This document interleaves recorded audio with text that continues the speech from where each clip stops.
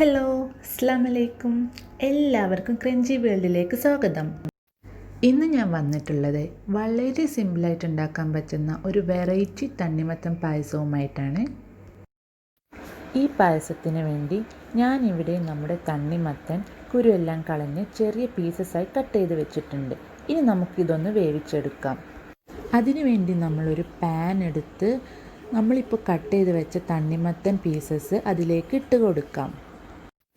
ഇനി ഇതിലേക്ക് ഒരു 3 ടേബിൾ സ്പൂൺ പഞ്ചസാര കൂടെ ചേർത്ത് കൊടുക്കാം.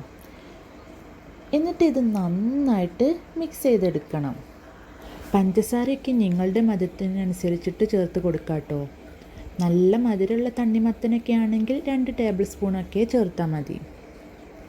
ഇപ്പോൾ ദാ നമ്മുടെ തണ്ണിമത്തനിൽ നിന്ന് വെള്ളമൊക്കെ ഇറങ്ങി വരാൻ തുടങ്ങിയിട്ടുണ്ട്.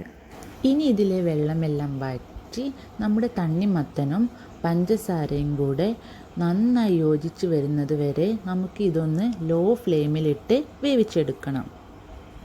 ഇത് വേവായി വരുന്ന സമയം കൊണ്ട് നമുക്കിതിലേക്ക് വേണ്ടിയുള്ള പാൽ തിളപ്പിച്ചെടുക്കാം.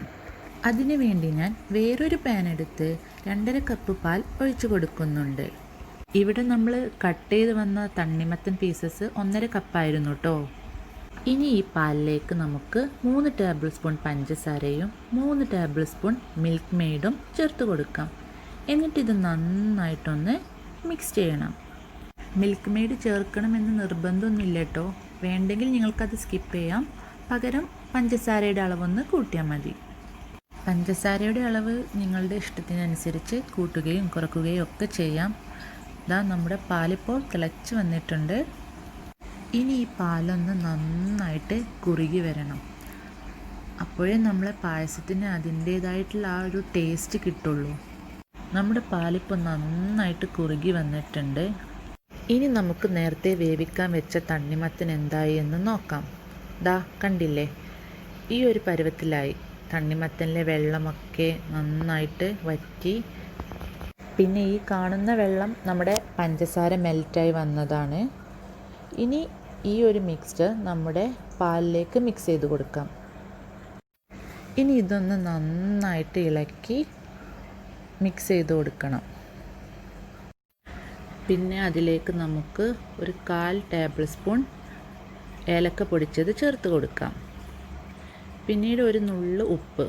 ഈ ഉപ്പ് ചേർക്കുന്നത് നമ്മുടെ ഈ മധുരം ഒന്ന് ബാലൻസ് ചെയ്യാൻ വേണ്ടിയാണ് കേട്ടോ.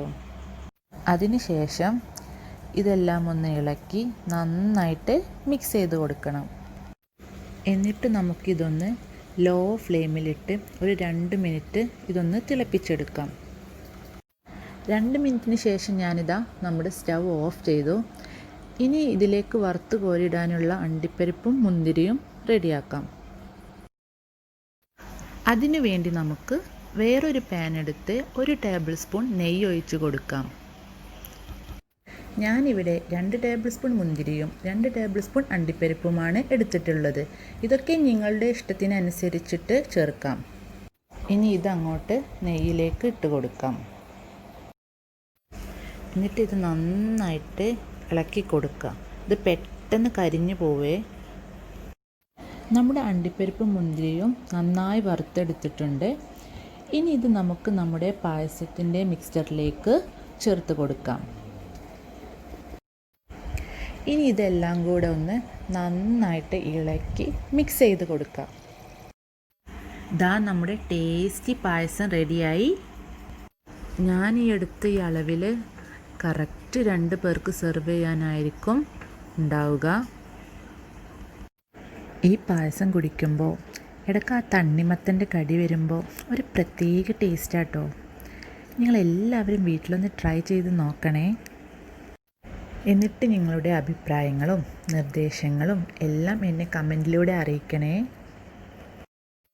നിങ്ങൾക്കെൻ്റെ ചാനൽ ഇഷ്ടപ്പെട്ടെങ്കിൽ ലൈക്ക് ചെയ്യുക, ഷെയർ ചെയ്യുക, അതുപോലെ തന്നെ സബ്സ്ക്രൈബും ചെയ്യാം. Thank you.